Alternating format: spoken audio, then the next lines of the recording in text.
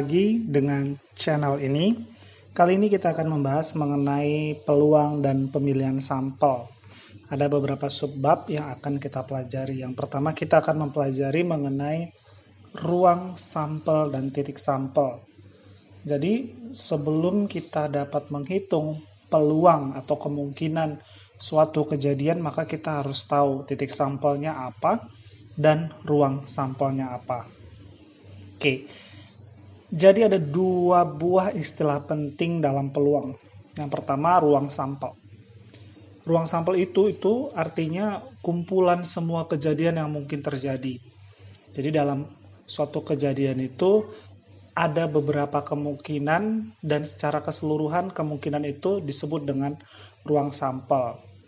Jadi dalam menulis atau membuat ruang sampel kita bisa melakukan beberapa cara, seperti membuat tabel, diagram pohon, himpunan pasangan berurutan, maupun aturan perkalian. Nanti kita bakal coba satu persatu. Kemudian ada titik sampel. Nah, kalau ruang sampel tadi kumpulan semua kejadian, titik sampel itu masing-masing kejadian. Nah, jadi dari beberapa titik sampel digabungkan itulah yang menjadi ruang sampel. Jadi titik sampel itu bisa disebut juga sebagai anggota dari ruang sampel. Supaya nggak bingung, kita coba ke contoh koin ya.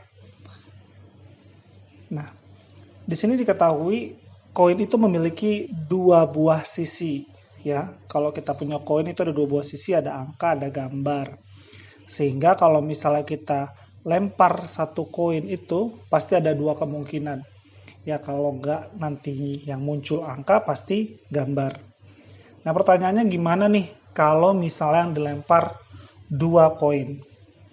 Maka kemungkinan yang muncul bisa angka-angka, bisa angka gambar, bisa gambar angka maupun bisa gambar-gambar. Nah kalau lebih dari dua gimana? Nah kita bisa membuat dulu nih untuk menentukan banyaknya ruang sampel nih. Tadi banyaknya kejadian yang mungkin itu seperti apa. Nah kalau dua kita bisa hitung ya tadi ya, ada 4 ruang sampel. Tapi kalau banyak itu kita bingung. Jadi kita bisa rumusin dengan NS. NS itu ruang sampel itu sama dengan 2 pangkat N ya. Di mana N adalah jumlah koin yang ada. Jadi koinnya kalau ada 3 maka 2 pangkat 3 sama dengan 8. Maka kalau ada 3 koin berarti ada 8 ruang sampel yang ada. Contohnya, 4 buah koin dilemparkan secara bersamaan. Gambarkan ruang sampelnya, diminta digambar ruang sampelnya. Kemudian ditanya berapa kejadian atau titik sampel yang menunjukkan minimal 3 gambar. Kemudian diminta lagi berapa kejadian titik sampel yang menunjukkan 2 gambar. Nah, yang pertama kita lakukan, masih ada satu lagi ditanya. Berapa kejadian atau titik sampel maksimum 3 gambar? Nah, pertama kita buat dulu kalau misalnya dia ada 4 koin yang dilempar, maka 2 pangkat N. Ada 16 kejadian. Ada 16 titik sampel yang akan muncul.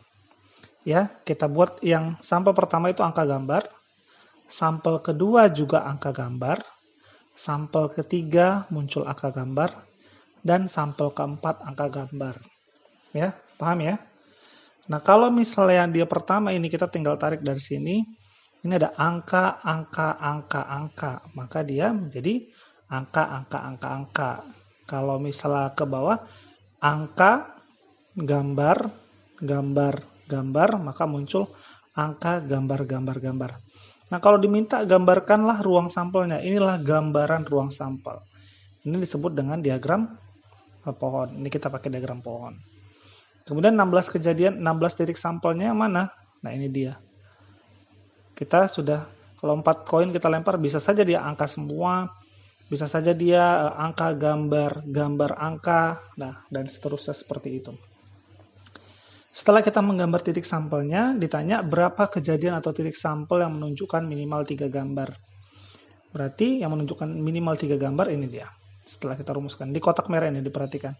Ada angka gambar-gambar-gambar, ada gambar angka gambar-gambar, ada gambar-gambar angka gambar, ada gambar-gambar, gambar angka, ada gambar-gambar, gambar-gambar. Nah, berarti ada berapa? Kita bisa hitung 1, 2, 3, 4, 5. Jadi ada 5 titik sampel untuk kejadian yang menunjukkan minimal 3 gambar. Kemudian tanya yang kedua, berapa kejadian atau titik sampel yang menunjukkan 2 gambar? Nah, menunjukkan 2 gambar kita lihat yang bintang. Ini kan angka gambar-gambar, ini gambarnya 2. Kemudian angka gambar, gambarnya 2. Dan seterusnya. Coba diperhatikan yang bintang. Maka kita bisa hitung 1, 2, 3, 4, 5, dan 6. Maka untuk kejadian atau titik sampel yang menunjukkan 2 gambar itu ada 6 titik sampel. Kemudian berapa kejadian atau titik sampel yang maksimum 3 gambar? Nah, kita lihat yang di persegi 8 ini itu ada 14 titik. Ya, ada 14 titik. Ada 14 titik sampel. Nah, demikian kira-kira kalau untuk yang 4 koin dilempar bersamaan. Mudah ya? Oke, sekarang kita lanjut ke contoh berikutnya. 8 buah koin dilempar bersamaan. Berapa banyaknya anggota ruang sampel yang mungkin terjadi? Maka yang diminta juga berapa kejadian titik sampel yang menunjukkan minimal 7 gambar dan berapa kejadian titik sampel yang menunjukkan 3 gambar serta berapa kejadian titik sampel maksimum 4 gambar. Nah, kalau tadi kita lempar 4 koin, 3 koin, 2 koin, kita masih bisa menggunakan diagram pohon tadi. Nah, kalau kejadiannya 8 koin itu kan banyak ya, maka kita dapat menggunakan segitiga Pascal. Ya, sebelumnya pasti sudah pernah belajar mengenai segitiga Pascal. Jadi, biar lebih jelasnya kita ulang lagi. Nah, jadi kita mulai dari angka 1. Kemudian di ujungnya kita buat 1, 1. Di tengahnya itu penjumlahan dari yang atas ke yang samping, 2. Kemudian di ujung kita buat lagi 1, 1. Yang di samping, 1 tambah 2, 3. 1 tambah 2, 3. Kemudian demikian seterusnya. 1, 1, 1, 1 sampai dia jumlahnya 8. Nah, ini maksud dengan diagram Pascal. Jadi kalian buat dulu angka 1, 1, 1 di ujung. Sedangkan yang di tengahnya ini merupakan penjumlahan dari yang diantaranya. Ya, contoh ini 1 tambah 3, 4. Sampai dia 1 tambah 7, 8. Karena ada 8. Nah, setelah kita menggambar segitiga Pascal ini, baru kita menentukan karena dia ada 8 buah koin, maka kita buat kemungkinan yang 8 buah koin dari yang 8 gambar. Nah, kemungkinan bisa semua gambar ya. Kalau semua gambar berarti 1. Ada 7 gambar 1 angka. Nah, yang gambarnya ini nurun terus, yang angkanya meningkat terus. 6 gambar 2 angka, 5 gambar 3 angka, 4 gambar 4 angka, 3 gambar 5 angka, 2 gambar 6 angka, 1 gambar 7 angka, dan semuanya angka, 8 angka. Yang diminta yang pertama adalah berapa kejadian titik sampel yang menunjukkan minimal 7 gambar. Minimal 7 gambar. Berarti yang boleh adalah yang 7 gambar, 1 angka, dan yang kesemuanya gambar. Ada berapa? 7 angka 1 gambar 8, 8 gambar ada 1, maka ada 9 titik sampel. Kemudian berapa kejadian atau titik sampel yang menunjukkan 3 gambar? Yang menunjukkan 3 gambar. Kita lihat yang 3 gambar. Yang mana 3 gambar? Ini 3 gambar. Berarti 3 gambar 5 angka. Dia ada 51 titik sampel. Tapi di sini kan masih ada lagi nih yang 5 gambar tadi 3 gambar 5 angka. Oh ya, cuman 51. Kemudian berapa kejadian titik sampel yang maksimum 4 gambar? Maksimum 4 gambar. Berarti bisa 1 gambar, 2 gambar, 3 gambar, dan 4 gambar maksimum. Berarti kita tinggal jumlahkan saja. Ya. Yang 4 gambar maksimum itu ada 60, kemudian 3 gambar 51, 2 gambar 28, dan 1 gambar 8 kemungkinan. Jadi ada 147 kejadian dengan titik sampel maksimum 4 gambar. Kira-kira paham ya? Kemudian selanjutnya kita lanjut ke contoh dadu. Perhatikan. Dadu memiliki 6 buah sisi ya, karena nilainya ada 1 sampai 6. Sehingga kalau misalnya kita lempar satu buah dadu, terdapat 6 buah kejadian yang mungkin terjadi. Itu munculnya angka 1, 2, 3, 4, dan 5, dan 6. Itu kalau misalnya satu dadu. Bagaimana jika dilempar 2 dadu atau lebih? Ya, bagaimana dilempar jika 2 dadu atau lebih? Maka kita untuk menentukan banyaknya ruang sampel kejadian, kita dapat menggunakan rumus menjadi NS sama dengan 6 pangkat N. Kalau koin tadi karena 2 sisi, maka dia 2 sisinya.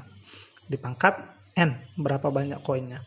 Kalau di dadu, kan ada 6 sisinya, dipangkatkan N, berapa dadunya. Nah, seperti itu. Kemudian ada juga, itu, N tadi jumlah dadu yang ada. Contoh dadu. 2 buah dadu dilemparkan bersamaan. Berapa banyaknya anggota ruang sampel yang mungkin terjadi? Hitung juga berapa banyak kejadian atau titik sampel yang menunjukkan salah satu angkanya bernilai 6.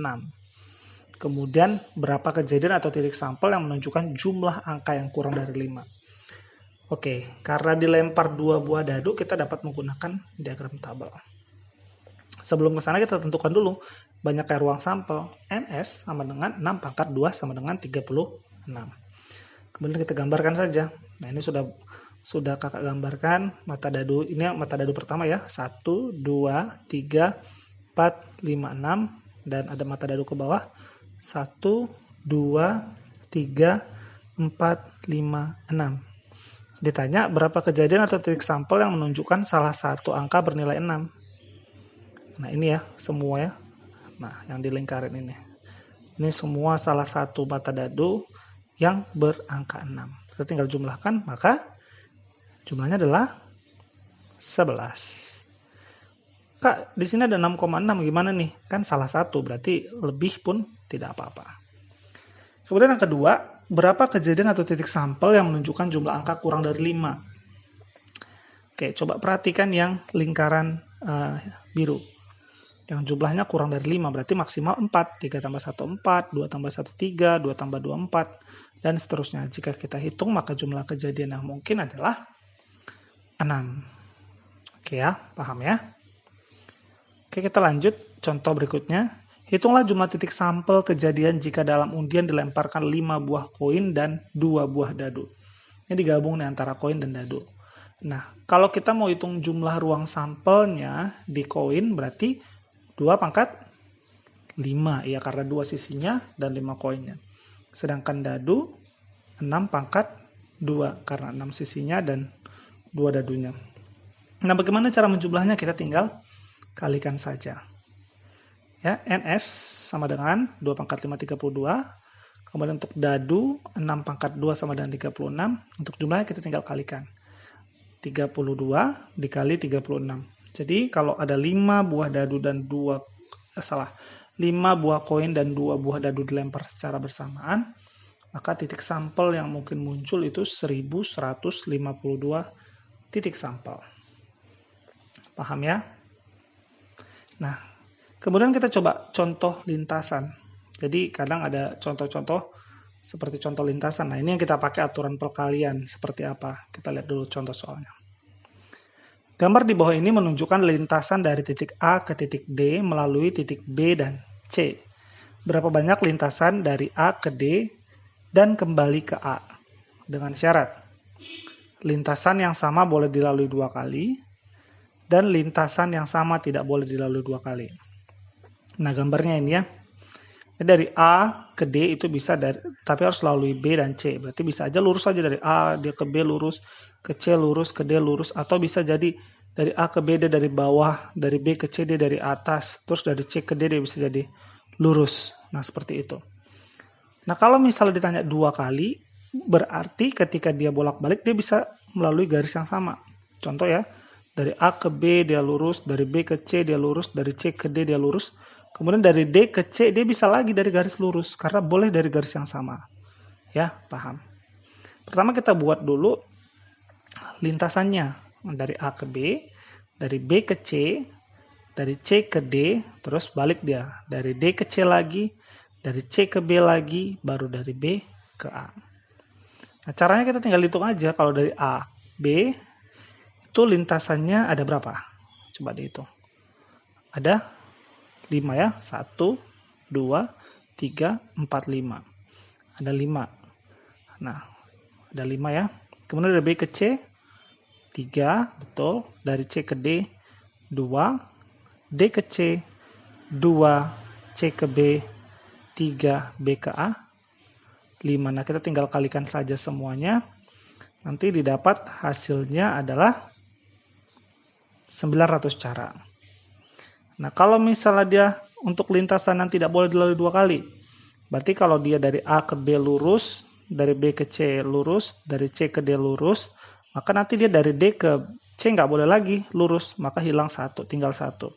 C ke B nggak boleh lagi lurus, hilang 1, tinggal 2. B ke A nggak boleh lagi lurus, maka hilang 1, tinggal 4. Kita tinggal buat slot seperti yang tadi, dan kita tinggal masukkan saja angkanya. 5, 3, kali 2, kali 1, kali 2, dan kali 4. Maka ada 240 cara yang bisa dilalui. Kemudian ada contoh lain, yaitu cara duduk. Nah, terdapat 4 orang laki-laki dan 3 orang perempuan. Mereka duduk berdampingan dengan banyak cara. Ditanya kira-kira berapa nih kemungkinan mereka dapat duduk berdampingan dengan jumlah 4 orang laki-laki dan 3 orang perempuan. Yang pertama, karena dia laki-laki lebih banyak dari perempuan, maka kita mulai dari laki-laki berdampingan dengan perempuan. Laki-laki, perempuan, laki-laki, perempuan, laki-laki, perempuan, laki-laki. Nah, kita jumlahin ada 7 ya. 4 laki-laki yang biru, 1, 2, 3, 4, dan 3 perempuan yang ungu. 1, 2, 3. Ini ungu atau pink ya. Kemudian karena duduk berdampingan, berarti nggak mungkin ada satu orang yang sama duduk di waktu yang sama dengan pasangan yang lain. Berarti aturan yang dipakai adalah tidak boleh berulang 2 kali ya. Tidak boleh berulang 2 kali. Nanti kita tinggal kalikan saja semua hasilnya. Maka laki-laki, kita kerjakan dulu laki-laki. Laki-laki dari 4, kemudian nggak boleh lagi 3, ya, nggak boleh sama lagi di bangku berikutnya 2, dan nggak boleh sama lagi, tinggal 1. Kemudian kita kerjakan yang perempuan, ada 3, kemudian 2, kemudian 1. Ya, paham ya? Maka kita tinggal kalikan saja. Hasilnya adalah 144 cara. Paham ya? Oke, setelah dari ruang sampel dan titik sampel, kita lanjut ke peluang. Ya. Apa sih peluang? Kalau misalnya ada dadu dan koin ya, ada dadu dan koin, kemudian yang dadu dibilang kita bakal menang nih kalau jika kita mendapatkan angka 1 dan angka 6. Sedangkan yang koin kita akan menang jika kita mendapatkan gambar tanaman sawit. Kemudian jika kalian diminta untuk mengikuti 2 pilihan permainan, mana permainan yang paling berpeluang kalian menang? Mengapa? Nah, kalau kalian pilih yang mata dadu ini, karena dia ada 2 nih, 1 dan 6. Sedangkan yang ini cuman tanaman sawit. Maka saya pilih dadu dong, kemungkinannya besar. Nah, itu kurang tepat. Karena apa? Karena di situ ada 2 peluang, ya. Ada 2 kemungkinan, ada 2 titik sampel dengan 6 ruang sampel. Sehingga peluangnya adalah 2/6, atau kalau kita persentasikan menjadi 33,33%. Sedangkan koin 1 peluang, ya, 1 peluang sisi dari 2 ruang sampel. Maka peluangnya adalah 1/2 atau 50%. Nah, jadi koin yang lebih besar peluangnya. Nah, jadi kalau berdasarkan kemungkinan kita pasti pilihnya yang koin. Nah, gitu tuh kira-kira peluang. Nah, peluang suatu kejadian. Tadi ya, suatu bilangan yang menunjukkan seberapa mungkin kejadian tersebut terjadi. Ya, seberapa mungkin sih kejadian dapat terjadi. Nah, kemudian peluang tadi itu adalah perbandingan antara banyaknya anggota kejadian A, tadi seperti dadu tadi, banyaknya anggota kejadian dibagi dengan ruang sampel. Jadi 1 dan 6 tadi itu ada 2, dibagi dengan 6. Seperti itu peluang. Tapi ini yang kita sebut dengan peluang secara teoritis, ya, yang sesuatu yang pasti. Contohnya di sini. Jika kita mengambil bola yang ada dalam kotak secara acak, maka berapa besar peluang kita mendapatkan bola berwarna hijau? Ya, maka kita hitung titik sampelnya ada berapa yang hijau.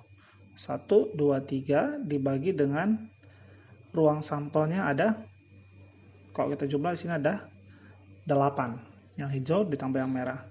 Maka tinggal hitung aja peluangnya, yaitu titik sampel yang 3 dibagi 8. Artinya peluangnya adalah 3/8. Kemudian kita lanjut ke contoh berikutnya. Nah ini nih. Satu pak kartu terdiri dari kartu-kartu yang diberi nomor berurutan, mulai dari 10 sampai 20. Jika kalian diminta mengambil kartu secara acak, tentukan peluang kalian mendapatkan kartu bernomor genap. Tuliskan hasilnya dalam percobaan biasa, dalam pecahan biasa, pecahan desimal, dan persentase. Ini ada kartu diurutkan ya, mulai dari nomor 10 sampai nomor 20. Maka kalau kita hitung, itu ada 11 kartu. Kemudian kita urutkan yang genap, ya. Kita ambil kartu yang genap, itu totalnya ada 6. Ya. Maka peluangnya adalah yang genap dibagi secara keseluruhan. Itu 6/11.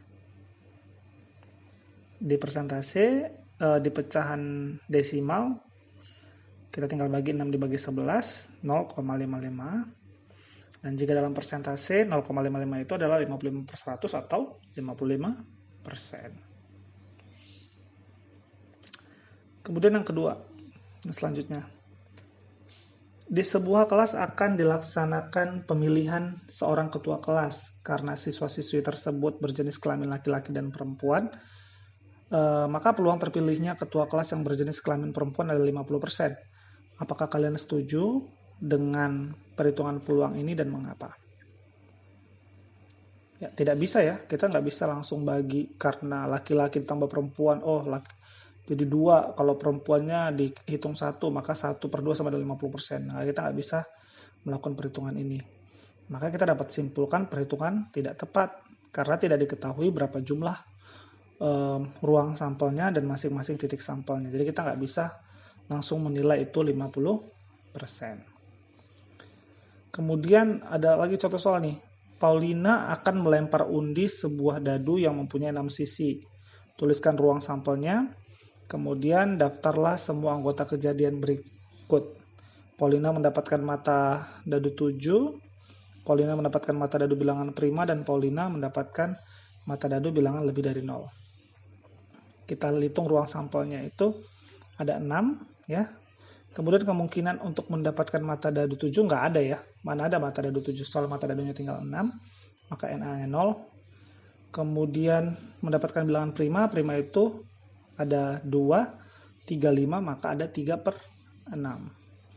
Sedangkan mata dadu yang lebih dari 0 itu ada 6 ya. N-nya ada 6. Nah, seperti itu. Kemudian dari langkah-langkah sebelumnya, hubungan apa yang dapat kalian peroleh dari ruang sampel dan kejadian? Bandingkan banyaknya anggota ruang sampel percobaan tersebut dengan banyaknya anggota kejadian. Dengan menggunakan rumus peluang dan hasil yang kalian dapat, apa yang dapat kalian simpulkan mengenai rentang nilai peluang? Ya, yang pertama, kejadian merupakan himpunan bagian dari ruang sampel. Dengan demikian banyaknya anggota kejadian ruang sampel, ruang itu kurang dari atau sama dengan ruang sampelnya, ya. Kalau dadu tadi 6, maksimal 6 atau kurang dari 6. Kemudian kalau nilai peluang suatu kejadian itu dapat kita lihat rentangnya nilainya mulai dari 0 sampai dengan 1. Seperti yang tadi, mata dadu 7 itu nggak ada, maka dia 0. Kemudian kita dapat lihat bahwa peluang suatu kejadian yang memiliki nilai mulai dari 0 sampai dengan 1. Kejadian yang peluangnya 0 disebut dengan kejadian yang mustahil, sedangkan kejadian yang peluangnya 1 disebut dengan kejadian yang pasti. Contohnya seperti ini. Paulina akan melempar undi sebuah dadu yang mempunyai 6 sisi. Tuliskan ruang sampelnya, daftarkan seperti soal yang tadi. Maka kita dapat simpulkan seperti yang tadi ya. Nah, bahwasanya mata dadu yang 0 itu pasti peluangnya 0, maka mustahil mendapatkan mata dadu 7. Kemudian bilangan prima 3/6 setengah. Bisa jadi mustahil, bisa jadi pasti, tergantung keberuntungan kita. Yang lebih dari 0 itu udah pasti, karena ada 6/6 sama dengan 1. Nah, komplement suatu kejadian. Di sini ada kejadian. Kalau kita lihat antara kejadian 1 dan kedua ini bertolak belakang ya. Ya, di kejadian 1 itu kalau kita lempar 1 koin, munculnya angka, yang satu lagi gambar. Yang satu lagi mata dadu 1 sampai mata dadu 1 dan 6 atau 6, yang lain yang bukan 1 dan 6. Kemudian kalau satu kartu remi, king, yang satu lagi bukan king. Maka yang dalam lempar undi 2 buah koin diperoleh sisi semuanya gambar 2 buah. Berarti yang bukan gambar kita gambar dengan nah ini dia tadi bertolak belakang ya, semua bertolak belakang. Kemudian buka gambar kita tinggal lempar aja 2 koin, angka dan gambar. Nah tadi yang munculnya semua gambar itu kita coret, maka yang muncul adalah angka-angka, angka gambar, dan gambar angka. Berarti dalam lempar undi 2 buah koin diperoleh sisinya semua angka, angka gambar, dan gambar angka. Komplement suatu kejadian misalnya A itu lawannya ya, yang bukan A, atau dapat kita singkat dengan A komplement. Contoh untuk tiap-tiap kejadian berikut tentukan peluangnya, komplemennya, dan peluang komplemennya. Dalam lempar undi sebuah dadu diperoleh mata dadu 1. Dalam pengambilan kartu remi secara acak didapat kartu as. Apakah hubungan peluang suatu kejadian dengan peluang komplement tersebut? 1 tinggal 1/6, maka PAC-nya sisanya yaitu 5/6. Kemudian dalam as itu ada 4/52 kartu, maka sisanya 48, 12/13. Hubungannya adalah PA komplement sama dengan 1 dikurang PA. Nah, dalam sebuah desa terdapat 24 ahli bertani padi, 16 bertani cabai.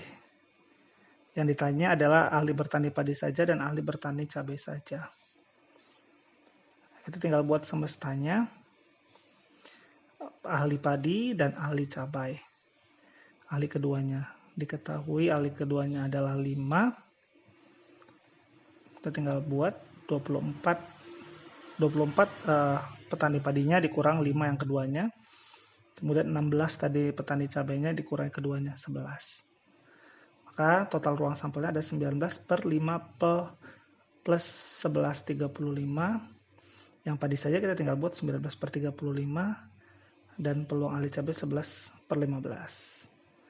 Keduanya 1/7. Oke, untuk soal berikut coba kalian kerjakan. Untuk jawabannya kalian dapat pelajari sendiri dan coba pahami dari mana angka-angka yang ditampilkan ini muncul. Nanti kalian dapat skip, di stop sebentar untuk mengamati ini. Oke, sekian dulu dari pelajaran kita kali ini. Kita akan pelajari ke depan untuk peluang empiris, harapan, dan nilai suatu peluang. Terima kasih.